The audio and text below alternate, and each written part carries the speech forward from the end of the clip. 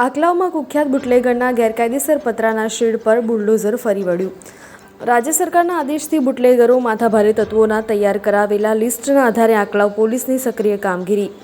આકલાવના ચરડી વિસ્તારમાં રહેતા બુટલેગર મનીષ ઈશ્વરભાઈ તળપદાના ઘરે બુલડોઝર ફર્યું। આકલાવ ચરડી વિસ્તારમાં રહેતા બુટલેગરે પાણીના નિકાલની જગ્યા પર બનાવેલ કાચા છાપરાના શેડ પર પાલિકા તંત્રની દબાણ શાખાએ બુલડોઝર ફેરવી દેતા ફફડાટ। પાલિકાની દબાણ શાખાની ટીમે બુલડોઝર અને પોલીસ સ્ટાફ અને મામલતદાર સહિત ટીમ ઘટના સ્થળે પહોંચી।